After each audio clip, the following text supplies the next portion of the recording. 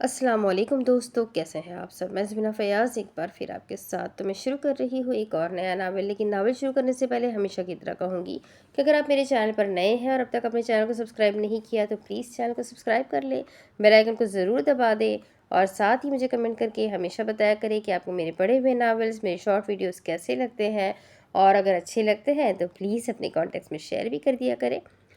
تو ہم شروع کر رہے ہیں ایک نیو ناول۔ اس ناول کی مجھ سے ریکویسٹ کی ہے حریم اوان نے، اور اس ناول کا نام ہے خضر راہ اور اس کی رائٹر ہے افرا اعظم۔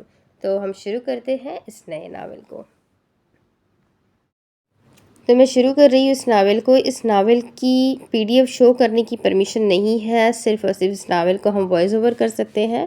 تو آپ لوگوں کو سینریز دیکھتے ہوئے، تصویریں دیکھتے ہوئے میری آواز کو سننا ہوگا، تو اس میں PDF ہم شو نہیں کر سکتے۔ تو شروع کرتے ہیں ایپیسوڈ 1، خضر راہ بائے افرا اعظم۔ باب اول، اللہ مجھ سے پیار ہی نہیں کرتا۔ وہ لڑکی تو پیار کا سلجھا ریشم تھی، الجھ گئی تو دنیا ساری برہم تھی۔ وقت رخصت تم تو چپ تھے اے ساتھی، سب نے دیکھا آنکھ تمہاری پرنم تھی۔ وہ لڑکی بھی کیسی پاگل لڑکی تھی، گھر میں پتھر گھر سے باہر نیلم تھی۔ پاکستان کے تاریخی شہروں میں جو شہر سب سے قدیم ہے، جس کا ہر گزرا دور اپنے آپ میں عظیم ہے، جس کا حسن ہر شہر پہ حاوی ہے، جس کے پہلو سے گزرتا راوی ہے، جس کی ثقافت کا نہ چاہے چور وہ ہے پنجاب کا شہر لاہور۔ پاکستان کے صوبے پنجاب کا شہر لاہور، جس کے بارے میں مشہور ہے کہ جس نے لاہور نہیں دیکھا اس نے کچھ نہیں دیکھا۔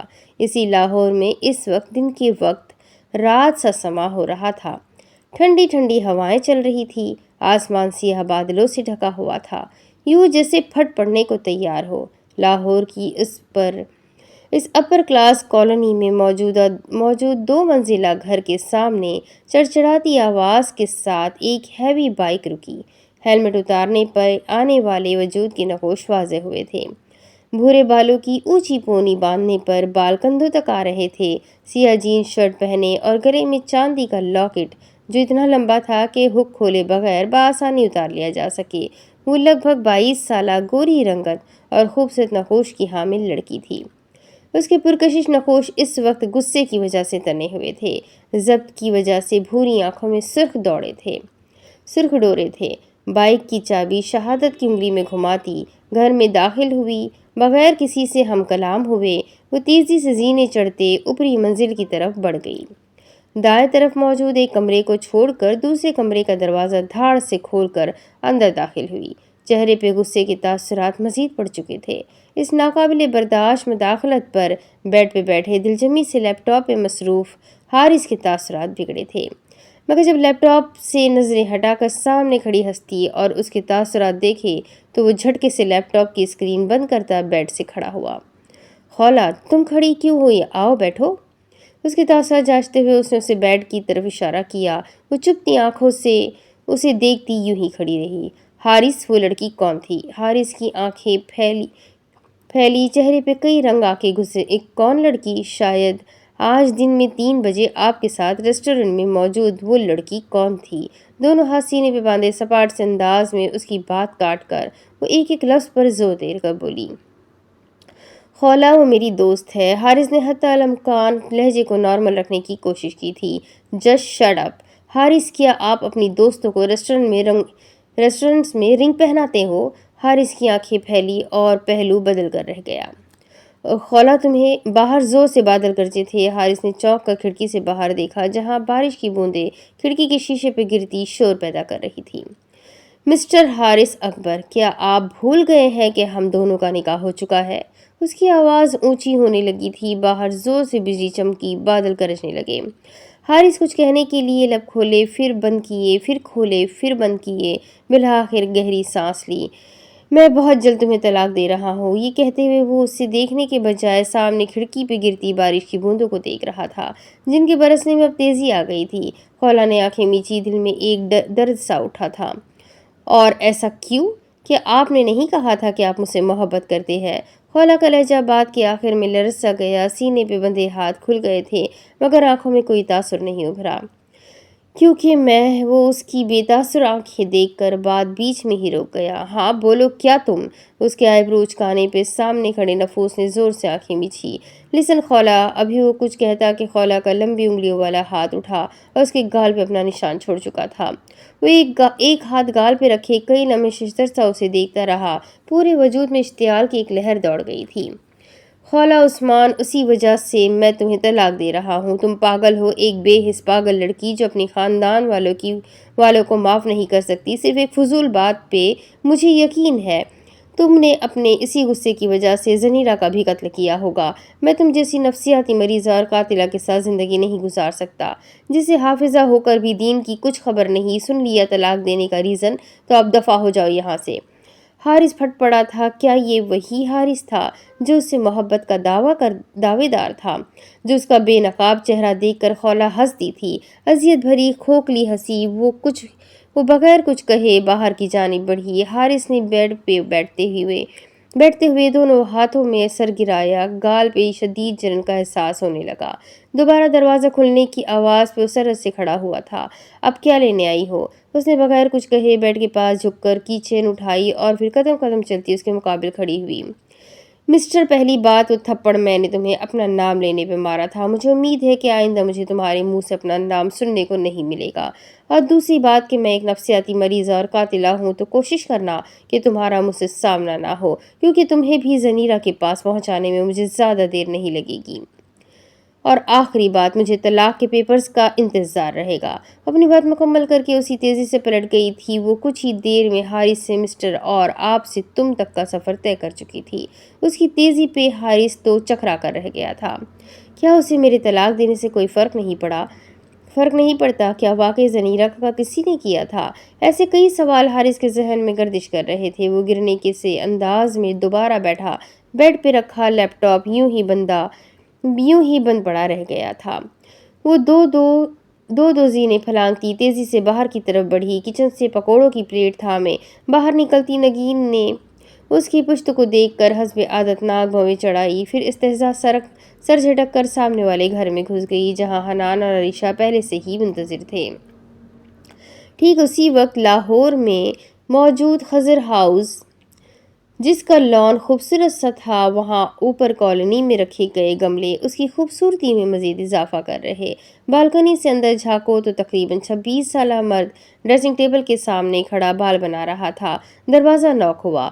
یس، مصروف سی آواز سن کر بلو لان کے برانڈڈ سوٹ میں ایک متناسب سراپے کی پرکشش سی خاتون اندر داخل ہوئی۔ خضر کہاں جا رہے ہو؟ مسز جبین کے نرم سے انداز پر خضر نے بھویں سکڑے ماتھے پہ بل پڑے تھے۔ مما، مجھے اس لڑکی کا کوئی کام نہیں کرنا، خفا خفا سے لہجے میں کہہ کر وہ باہر کی طرف بڑھنے لگا۔ اس کے بچوں سے انداز پر مسز جبین کے ہونٹ مسکراہٹ میں ڈھلے تھے۔ خضر، وہ خود کو تباہ کر رہی ہے اور مجھ سے اس کی بربادی دیکھی نہیں جاتی۔ مہرین کی مسکراہٹ سمٹ گئی تھی اور آنکھوں میں نمی آ گئی تھی۔ خضر اب آئینے کے سامنے سے ہٹ کر بالکل ان کے مقابل ٹھہر گیا۔ مما، کیا آپ کو نہیں لگتا کہ ہمیں اسے اس کے حال پہ چھوڑ دینا چاہیے؟ کیا وہ چھوٹی بچی ہے جو اپنا اچھا اور برا نہیں سمجھ سکتی؟ آنکھوں میں اب غصے کی رمق بھی موجود تھی۔ اگر اسے اپنے اچھے برے کا پتہ ہوتا تو کیا وہ اس حال میں ہوتی؟ سوال کے بدلے سوال آیا تھا۔ چہرے پہ گہرے دکھ کے سائے لہرائے خضر لب بھیج گیا۔ مما، کیا وہ سب کو معاف کر کے آگے نہیں بڑھ سکتی؟ کیوں پچھلے 2 سالوں سے وہ اس ایک رات کا روگ لگائے بیٹھی ہے؟ اب کہ اس کے لہجے میں بے بسی درائی تھی، وہ اپنا رخ دوبارہ آئینے کی طرف موڑ گیا۔ بیٹا، کیا تم اسے ایک بار سمجھا نہیں سکتے؟ مسز جبین کے التجائی انداز سے مقابل کے ماتھے پہ انگنت بل پڑے تھے۔ مگر وہ بغیر کچھ کہے اس بات میں سر ہلاتا تیزی سے باہر کی طرف بڑھ گیا۔ مسز جبین وہیں دروازے کے پاس کھڑی رہ گئی۔ نفاست سے سیٹ کیے گئے اس کمرے کی ہر شے نے تعجب سے ان کی آنکھ سے نکل کر دوپٹے میں جذب ہو جانے والے آنسو کو دیکھا تھا۔ لاہور کی سڑکیں بارش نے بھگو دی تھی، لیکن بارش کی تیزی میں کوئی فرق نہیں پڑا تھا۔ ہنوز برس رہی تھی۔ جہاں لوگ گھروں میں بند ہو گئے تھے، وہیں کچھ دکانوں میں بیٹھ گئے تھے، کچھ بارش انجوائے کر رہے تھے۔ ایسے میں ایک سیاہ بائک پر سیاہ جینس پہنے، ہیلمٹ لگائے، اس بارش میں پوری طرح بھیگی ہوئی لڑکی بائک پہ مختلف قسم کے اسٹنٹس، کبھی ون ہیلنگ، کبھی ایون ہیلنگ کرتی، کبھی فل اسپیڈ کے ساتھ جاتی، یوں لگتا تھا موت کو گلے لگانے کے لیے مکمل طور پہ تیار تھی۔ تقریباً گھنٹے بعد بائیک اس نے ایک پارک کے سامنے روکی، وہ اتری، کچھ دیر یوں ہی کھڑے رہنے کے بعد وہ پارک میں داخل ہوئی۔ پارک خالی تھا، وہ یوں ہی چلتے جا رہی تھی، نظریں نیچے جاگرز پہ تھی جو کیچڑ لگنے کی وجہ سے گندے ہو گئے تھے، بال گیلے ہو کے کندھے پہ چپک گئے تھے۔ دماغ میں مختلف قسم کی سوچیں چل رہی تھی جس کی وجہ سے اسے سر درد ہونے لگا تھا۔ چلتے چلتے اس نے دونوں ہاتھوں سے سر تھاما اور وہاں رکھے سنگے بینچ پہ بیٹھ گئی۔ بارش یوں ہی برس رہی تھی مگر وہ بے نیاز سی بیٹھی تھی۔ کچھ دیر بعد کچھ محسوس ہونے پر جب اس نے نظر اٹھا کے دیکھا تو وہ رف سے حلیے میں اس کے سامنے کھڑا تھا جسے ابھی تو وہ بالکل بھی دیکھنا نہیں چاہتی تھی۔ مس عثمان، کیا میں جان سکتا ہوں کہ اس موسم میں آپ یہاں کیا کر رہی ہے؟ وہ بغیر کوئی بھی جواب دیے سر واپس ہاتھوں میں گرا گئی تھی۔ میں تم سے بات کر رہا ہوں، کیا تمہیں سنائی نہیں دے رہا؟ اسے ہنوز ایک ہی پوزیشن میں بیٹھا دیکھ کر وہ دبی دبی آواز میں گرایا تھا۔ خولا نے بغیر کچھ کہے بس ایک نظر اسے دیکھا اور سر دوبارہ ہاتھوں میں گرا لیا۔ خولا، کیا ہوا ہے؟ تمہیں کسی نے کچھ کہا ہے کیا؟ آج سے پہلے آخر اس نے کب خولا کو ایسے عجیب سے انداز میں الجھا دیکھا تھا؟ خولا، بتاؤ تو صحیح۔ خولا نے گردن موڑ کر اپنی دائیں طرف اس پریشان بیٹھے وجیح مرد کو دیکھا، پھر سیدھے ہو کر ہوا میں گہری سانس لی۔ خضر جبین کو خولا عثمان کے لیے پریشان ہونے کی ضرورت نہیں ہے کیونکہ خولا عثمان اپنے مسائل خود حل کر سکتی ہے۔ اگلے ہی پل خضر کی آنکھوں میں پریشانی کی جگہ غصے نے لے لی۔ Go to heel! اس کے غصے پہ خولا مسکرائی، پر ساری پریشانی لمحے بھر میں انکا ہو گئی یا اس نے خود کو پرسکون ظاہر کیا تھا، خضر سمجھ ہی نہیں سکا۔ تو تم اپنے مسائل خود ہی حل کرو، مما کو کیوں پریشان کر رہی ہو؟ خولا جواب قدرے پرسکون بیٹھی تھی، اس کی بات پہ پہلو بدل کر رہ گئی۔ پہلی بات، میں نے مہر آنٹی کو کبھی پریشان نہیں کیا۔ خضر نے مٹھیاں بھیجی جو خولا کی نظروں سے پوشیدہ نہیں تھی، مگر وہ یوں ہی بے نیاز سی سامنے درخت پہ بیٹھی چہچہاتی چڑیا کو دیکھ رہی تھی۔ بارش اب تھم چکی تھی، لاہور کا موسم کافی خوشگوار ہو گیا تھا۔ کیا تم ہمیشہ سے ہی خود غرض ہو؟ ہاں۔ خضر واقعی حیران تھا، کیا یہ لڑکی پاگل ہے؟ ایسے جانے کتنے خیالات اس کے ذہن میں آئے تھے۔ خولا، تم اسی خود غرضی میں ایسے نہ سب کچھ کھو دو۔ لہجہ دوستانہ سا تھا۔ خولا نے سامنے درخت کو دیکھا، وہاں سے اب وہ چڑیا جا چکی تھی۔ میں نے کہا نا خضر جبین کو خولا عثمان کے لیے پریشان ہونے کی ضرورت نہیں ہے، سپاٹ لہجے میں کہتی وہ پارک کے داخلے دروازے کی طرف بڑھ گئی۔ اس کی نظروں سے اوجھل ہونے تک خضر اس کی پشت کو تکتا رہا تھا۔ وہ گھر سے غصے میں نکلا تھا مگر گھر سے کچھ فاصلے پہ موجود پارک کے سامنے خولا کی بائیک دیکھ کر وہ اس کے پیچھے آ گیا تھا، صرف اپنی مما کی باتوں کی وجہ سے، ورنہ خولا کے تلخ رویے کی وجہ سے اس کی ہمیشہ کوشش ہوتی تھی کہ وہ اسے مخاطب نہ کر سکے۔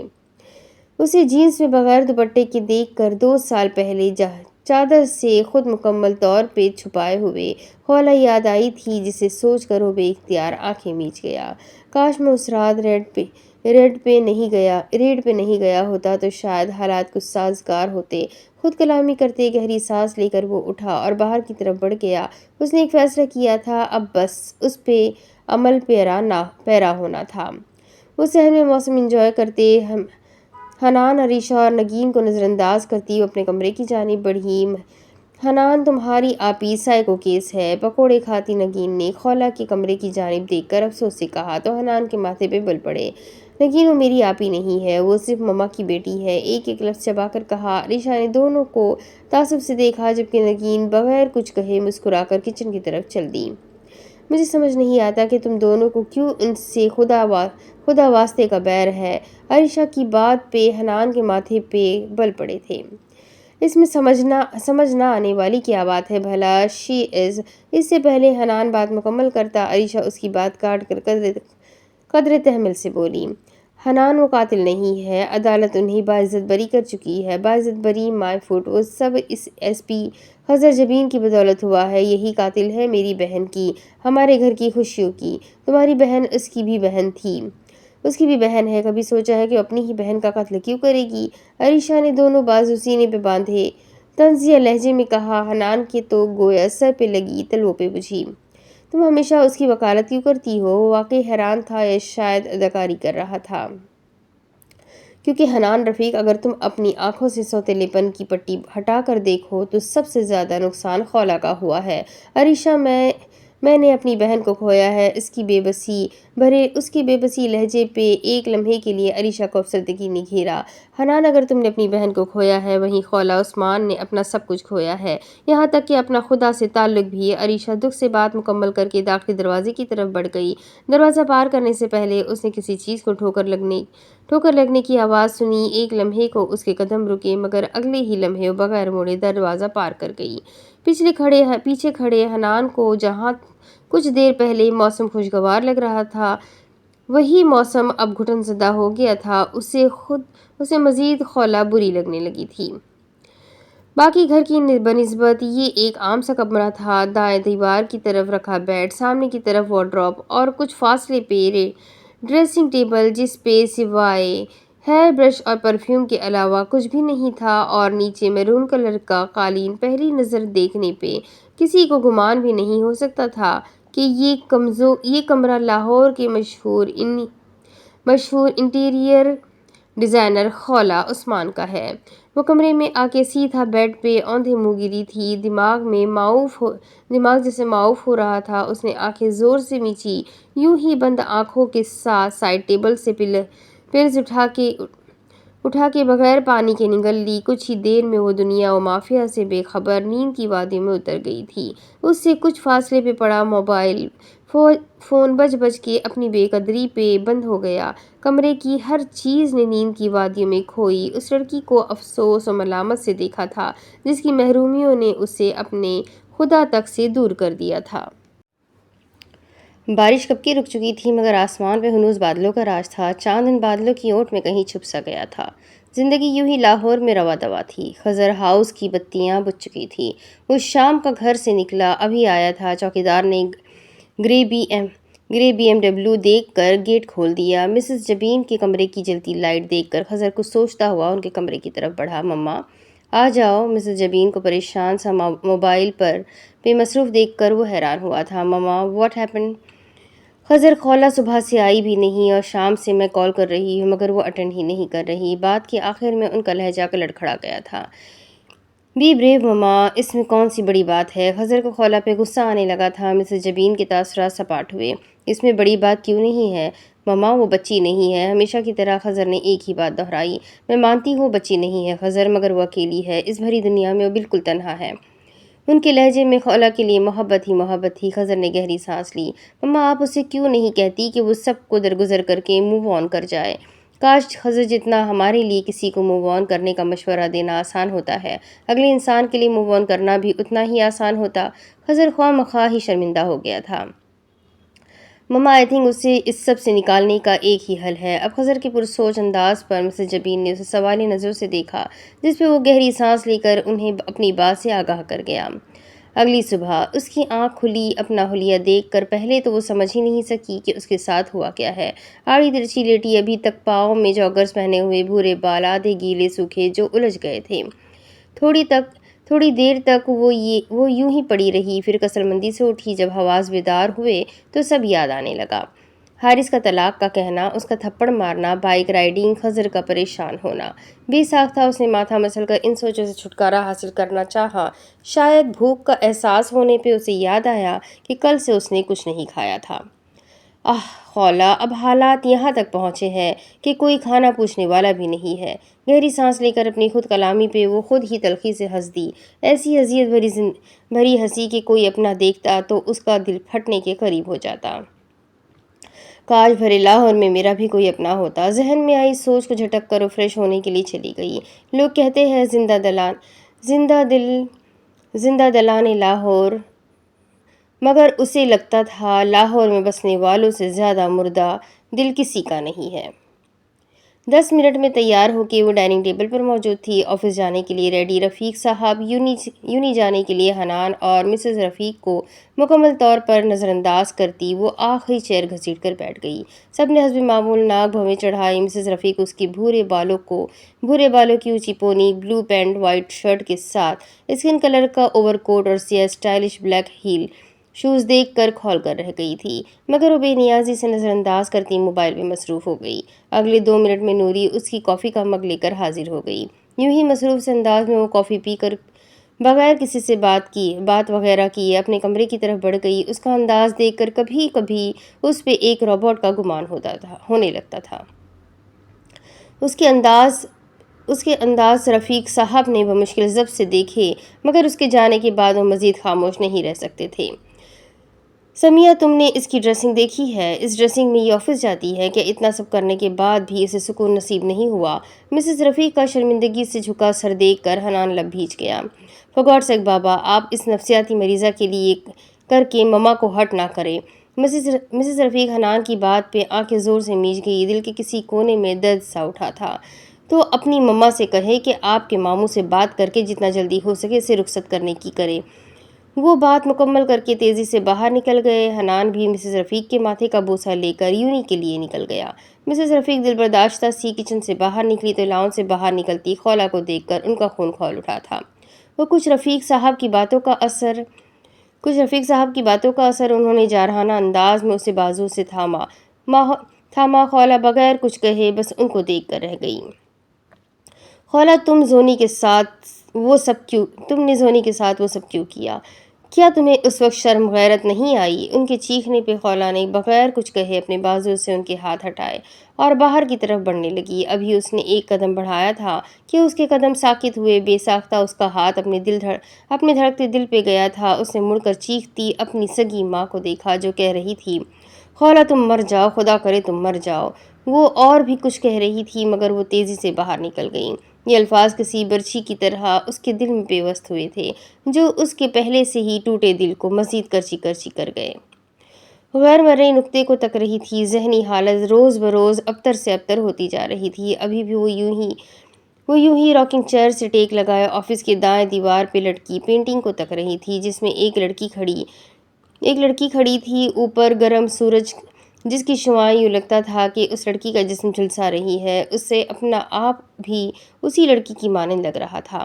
دماغ کہیں آج صبح کے جملوں میں اٹکا ہوا تھا، خولا تم مر جاؤ، خدا کرے تم مر جاؤ۔ بظاہر یہ 9 لفظ تھے مگر اس کے جسم میں بائیں طرف موجود گوشت کے لوتھڑے کو ان گنت ٹکڑوں میں بدل گئے تھے۔ میم، میں آئی کم ان؟ یس۔ خولا سر جھٹک کر تمام سوچوں کو جھٹکتے آنے والے کی طرف متوجہ ہوئی۔ آنے والا 24 سالہ نوجوان تھا۔ میم، ایک کلائنٹ ہے، برتھ ڈے کا تھیم ڈیکوریٹ کروانا ہے۔ کب تک ہے برتھ ڈے؟ نظریں اس کی دوبارہ اس پینٹنگ پر تھی۔ کل۔ یک لفظی جواب پہ اس نے خود کو دیکھتے ثاقب کو تنبیہی نظروں سے دیکھا جس پہ وہ نظر جھکا گیا تھا۔ اوکے، ان کے ساتھ سارے معاملات کلیئر کرنے کے بعد آپ ٹیم کے ساتھ وہاں جائیں۔ میم، وہ دانستہ بات ادھوری چھوڑ گیا تھا۔ مجھے ایڈریس ٹیکسٹ کر دینا۔ وہ سر اس بات میں ہلا کر باہر نکل گیا تو وہ بھی کچھ سوچتے ہوئے ایک نظر اس پینٹنگ پہ ڈال کر باہر نکل گئی۔ بے نیازی سے وہ اپنے اس چھوٹے مگر خوبصورت سے آفس سے نکلی۔ اس کی ٹیم اپنی 22 سالہ انڈیپینڈنٹ باس کو رشک سے دیکھ رہی تھی اور ان کی نظریں محسوس کر کے خولا ہمیشہ کی طرح تاثر سے مسکرا دی۔ ہم انسان دوسروں کا اونچا مقام دیکھ کر ان پہ رشک کرتے ہیں مگر وہ جس خاردار راستے سے گزر کر اس مقام تک پہنچے ہوتے ہیں جانے کہ اس راستے کو نظر انداز کر دیتے ہیں۔ اس کی خود کلامی سن کر اس کے بے داغ چہرے پہ پڑنے والی آفتاب کی کرنوں اور گزرتی ہوا نے بھی تائید کی تھی۔ وہ پولیس اسٹیشن جانے کے لیے نکسک سا تیار۔ نیچے ڈائننگ ٹیبل پہ آیا سیاہ بالوں کو جیل لگا کر سیٹ کیا گیا۔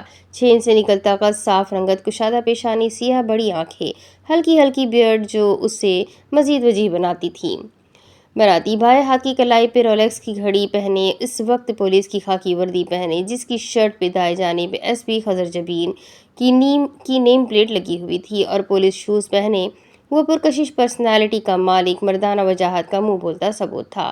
خضر پولیس اسٹیشن جا رہے ہوں؟ نہیں، مما سرکس جانا ہے۔ مسز جبین کے تاثرات دیکھ کر وہ سر جھکا کر ہنس دیا۔ خضر، شرم کرو۔ مسز جبین کے ڈپٹنے پہ اس نے جوس کا گلاس لبوں سے لگا کر مسکراہٹ چھپانے کی کوشش کی۔ ایسا کرنے پہ اس کی بڑی آنکھیں چھوٹی ہو گئی تھی۔ جوس کا گلاس ختم کر کے وہ اٹھا۔ مما، اللہ حافظ، اور ہاں، آپ پریشان نہ ہو کیونکہ ہمیشہ کی طرح آپ کی چہیتی کچھ دیر میں ہی آ جائے گی۔ اس کی تاکید پر پہ مسز جبین مسکرا دی۔ وہ بھی مسکرا کر باہر نکل گیا۔ باہر نکلتے ہی اس کے چہرے کی شوخی جہاں سنجیدگی میں بدل گئی، وہیں مسکراتے لب آپس میں بھیج گئے تھے۔ Mrs Jabeen Khaula Usman is here. Kitchen میں کھڑی مسز جبین نے اسے نظر انداز کر کے ہنوز اپنے کام میں مصروف رہی خولہ پرسوچ انداز میں مسکرائی۔ میں معذرت خواہ ہوں ملکہ عالیہ کہ آپ کو پریشان کیا۔ مسز جبین نے مڑ کر اسے گھورا۔ شہزادی صاحبہ، کیا آپ کو یاد ہے کہ پچھلے 1 ہفتے سے آپ کتنی بار یہ معذرت کر چکی ہے؟ اس میٹھے طنز پہ خولہ نے آنکھیں سکیڑی۔ اب آپ اپنی دوست پہ طنز کریں گی؟ جی، جب دوست خولہ عثمان جیسی ہو تو طنز کرنے میں کوئی قباحت نہیں ہے۔ مسز جبین نے اس کے ہونک بنے تاثرات دیکھ کر مسکراہٹ دبائی۔ ان کی مسکراہٹ دیکھ کر خولہ کا دل بھر آیا تھا، حالانکہ وہ جانتی تھی کہ مہرین صرف اسے تنگ کر رہی ہے۔ ہنس لے آپ بھی، اتنا بول کر ہی اس کی آواز بھیگ گئی۔ بغیر رکے کچن سے باہر نکل گئی۔ مہرین بھی پریشان سے اس کے پیچھے آئی۔ وہ لاؤنج کے بیچوں بیچ کھڑی گہرے سانس لیتی خود کو پرسکون کرنے کی کوشش کر رہی تھی۔ خولہ، کیا ہوا ہے؟ کیوں مجھے پریشان کر رہی ہو؟ اسی اس حال میں دیکھ کر مہرین کی آنکھیں بھیگ گئی تھی۔ خولہ بغیر کچھ کہے مڑی اور ان کے گلے لگ گئی۔ وہ بھی حیران پریشان سی اس کے گرد حصار باندھ گئی تھی۔ کافی دیر تک وہ یوں ہی ان سے لگی رہی، پھر آرام سے دور ہوتے کچھ فاصلے پہ رکھے 2 سیٹر صوفے پر بیٹھ گئی تھی۔ اب بتاؤ کیا ہوا ہے؟ ان کے سوال پہ وہ بغیر کچھ کہے انہیں دیکھتی رہی، پھر بہت آہستہ آواز میں یہ الفاظ ادا کیے۔ وہ مجھے طلاق دے رہا ہے۔ پریشان بیٹھی مہرین اس کی بات سن کر ششدر رہ گئی۔ اس نے کہا وہ ایک نفسیاتی مریض اور قاتلہ کے ساتھ زندگی نہیں گزار سکتا۔ اس نے کہا میں اپنی ماں کو درگزر نہیں کر سکتا۔ اتنا کہہ کر وہ اپنے لب بھیج گئی، پھر گہری سانس لی۔ لیکن کیا وہ نہیں جانتا کہ خولہ سے کسی نے معافی مانگی ہی نہیں تو وہ کیسے درگزر کر لے؟ مسز جبین نے سامنے ٹیبل پر رکھے جگ سے اس کے لیے پانی ڈال کر دیا، جس سے وہ ایک ہی سانس میں پی گئی۔ خولہ، کیوں تم خود پہ یہ ظلم کر رہی ہو؟ ان کی بات کا مطلب سمجھ کر خولہ نے انہیں حیرانی سے دیکھا۔ کہ آپ کو میری طلاق کا سن کر افسوس نہیں ہوا؟ نہیں، خولہ نے ملامتی نظروں سے انہیں دیکھا۔ میرے اوپر سے ابھی تک قاتلہ کا لیبل نہیں ہٹا، اور اب یہ طلاق یافتہ۔ وہ بات ادھوری چھوڑ کر ضبط کرنے کے باوجود دونوں ہاتھوں میں چہرہ چھپائے رو پڑی تھی۔ پہلی بار اسے اس طرح روتے دیکھ کر مسز جبین کو لگا کہ گویا ان کا دل کسی نے مٹھی میں بھیج لیا ہو۔ وہ لڑکا میری خولہ کے قابل ہی نہیں تھا، انہوں نے اسے تسلی دی۔ جب وہ خولہ کے قابل ہی نہیں تھا تو ہمیشہ کی طرح اللہ نے میرے ساتھ ایسا کیوں کیا؟ اس کی بات میں مسز جبین دہل گئی تھی۔ خولہ، ہر کام میں مصلحت ہوتی ہے۔ وہ اپنے بندوں سے بہت پیار کرتا ہے۔ انہوں نے پیار سے سمجھانے کی کوشش کی، مگر ان کی بات پہ خولہ تو ہتھے سے ہی اکھڑ گئی۔ میری بچپن کی محرومیوں مجھ پہ لگائے گئے گھٹیا الزام، اور اب اس طلاق میں کیا مصلحت ہے؟ وہ خولہ سے پیار ہی نہیں کرتا۔ وہ اگر پیار کرتا تو کم از کم مجھے موت ہی دے دیتا، وہ چلا رہی تھی۔ مسز جبین نے اسے تعصب سے دیکھا۔ اللہ نہ کرے خولہ کہ اس حال میں تمہاری یہ خواہش پوری ہو۔ ان کا اشارہ اس کے اللہ پاک سے بدگمان ہونے پہ تھا۔ انہوں نے اسے گلے لگانے کے لیے باہیں واں کی، مگر وہ صوفے سے اٹھ گئی۔ اضطرابی انداز میں دونوں ہاتھ سر پہ پھیرے پھر وہ چیخ پڑی تھی۔ وہ روتے ہوئے چیخ رہی تھی، اذیت تھی۔ مہرین نے زبردستی اسے گلے لگایا۔ وہ اب بھی یوں ہی رو رہی تھی۔ مہرین کی آنکھوں سے جانے کتنے آنسو نکل کر اس کے بھورے بالوں میں جذب ہوئے تھے۔ کوئی بھولا بسرا منظر ذہن کے پردے پہ لہرایا۔ مہرانٹی، یہ کون ہے؟ 12 سالہ خولہ نے آج پارک میں مہرین کو اکیلے آنے کے بجائے 16 سالہ خضر کے ساتھ دیکھ کر ناک بھویں چڑھائی۔ خولہ، یہ خضر ہے، اور خضر یہ خولہ۔ چلو شاباش، دونوں ہینڈ شیک کرو۔ خضر کا اپنی طرف بڑا ہاتھ دیکھ کر جب خولہ نے ناک بھویں چڑھائی تو مہرین نے اسے حیرت سے دیکھا۔ مہرانٹی، باجی کہتی ہے بابا اور بھیا کے علاوہ کسی لڑکے کو ٹچ نہیں کرتے، اللہ پاک ناراض ہو جاتے ہیں۔ بلیک کلر کی فراک میں سیاہ اسکارف پہنے وہ کوئی گڑیا لگ رہی تھی۔ مہرین نے بے ساختہ جھک کر اس کا گال چوما۔ میرا بچہ، آئی ایم سوری آنٹی، بھول گئی تھی۔ مہرین اس کے ساتھ ہی بینچ پر بیٹھ گئی۔ وہ دونوں خضر کو بالکل نظر انداز کر گئی تھی۔ خضر پہلے تو دیکھتا رہا، پھر اچانک یاد آنے پر وہ مہرین سے مخاطب ہوا۔ مما، آپ نے کہا تھا کہ یہ یہاں نیو شفٹ ہوئے ہے تو کیا پھر یہ ہمارے اسکول میں پڑھے گی؟ میں اسکول نہیں پڑھتی، اس کے جواب پر خضر حیران ہوا تھا۔ کیوں؟ اسکول کیوں نہیں پڑھتی؟ کیونکہ میں قرآن پاک حفظ کر رہی ہوں، اس نے خوشی سے بتایا تھا۔ اس کے لہجے میں ایک عجیب سی کھنک اور چہرے پہ چمک تھی۔ لیکن پھر اسکول؟ خضر نے بات ادھوری چھوڑ دی۔ خولہ مسکرائی۔ میری باجی نے کہا اللہ پاک ہم سے بہت پیار کرتے ہیں، جب میں حفظ کر لوں گی پھر اللہ پاک مما اور بابا کو تاج پہنائیں گے اور مجھے بابا کے پاس جنت میں بڑا گھر بھی دیں گے۔ اس نے باقاعدہ باہیں کھول کر بڑے گھر کی وضاحت کی تھی۔ صرف خولہ کے بابا کو کیوں، مما کو کیوں نہیں دیں گے کیا؟ مما کو نہیں دیں گے کیا؟ مہرین نے دلچسپی سے پوچھا۔ انہیں یہ لڑکی پچھلے 2 دنوں کی بنسبت آج زیادہ اچھی اور معصوم لگی تھی۔ خولہ کی مما کا گھر تو ادھر ہے پاپا کے پاس اور بابا کا جنت میں، اسی لیے پاپا کے پاس اور بابا کا جنت میں، اسی لیے میں جلدی حفظ کروں گی تاکہ اللہ پاک جلدی بابا کے پاس گھر دے۔ اللہ پاک خولہ سے بہت پیار کرتے ہیں۔ خضر تو اس کی بات کی گہرائی نہیں سمجھ سکا، مگر آج کی طرح 10 سال پہلے بھی مسز جبین اس کی بات سن کر دہل گئی تھی اور وقت گویا 10 سال پہلے جا چکا تھا۔ دوسروں کے لیے وہ نفسیاتی مریضہ یا قاتلہ تھی، مگر مہر کے لیے وہ آج بھی 10 سالہ معصوم سی بچی تھی۔ آج 2 سال بعد بھی وہ جہاں سب کے لیے بدل گئی تھی، مگر مہر کے لیے وہی 2 سال پہلے والی خولہ عثمان تھی۔ اس بات کو 1 ہفتہ گزر چکا تھا۔ اس عرصے میں اس نے حتی الامکان کوشش کی تھی کہ سمیہ سے سامنا نہ ہو، اور وہ اس کوشش میں کافی حد تک کامیاب بھی ٹھہری تھی۔ وہ صبح سیدھا آفس جاتی، آفس کے بعد شام میں مہرین کی طرف، اور رات کو باہر سے ہی ڈنر کر کے گھر آ کے سیدھا کمرہ بند ہو جاتی۔ مہرین سے بھی اس دن کے بعد سے اس نے حارث کے متعلق کوئی بات نہیں کی تھی اور نہ ہی حارث سے سامنا ہوا تھا۔ آج ویکنڈ تھا اور وہ ابھی تک سو رہی تھی، اور پھر اچانک شور کی آواز سے اس کی آنکھ کھلی۔ پہلے تو کچھ سمجھ نہیں آیا، جب حواس بیدار ہونے لگے تو ایک جھٹکے سے اٹھ بیٹھی۔ کوئی بے دردی سے دروازہ پیٹتا، شاید دروازہ توڑنے کے در پہ تھا۔ دروازہ کھولنے پہ وہ سامنے سمیہ کو دیکھ کر حیران ہوئی تھی۔ 2 سال کے عرصے میں یہ پہلی بار تھا کہ وہ اس کے کمرے میں آئی تھی۔ وہ صحیح معنوں میں ششدر رہ گئی جب سمیہ نے آگے بڑھ کر اسے زناٹے دار تھپڑ مارا تھا۔ مما! اس کے آگے جیسے الفاظ کہیں کھو گئے۔ خبردار جو مجھے مما کہا، تم جیسی بد دماغ اور بے حیا لڑکی کبھی میری بیٹی نہیں ہو سکتی۔ وہ حلق کے بل چلائی تھی۔ خولہ نے انہیں دکھ اور تعصب سے دیکھا، مگر زبان گنگ رہ گئی تھی۔ حیرت کا دوسرا اور شدید قسم کا جھٹکا اسے ان ڈائیورس پیپرز کو دیکھ کر لگا جو سمیہ نے اس کے سامنے پھینکے تھے۔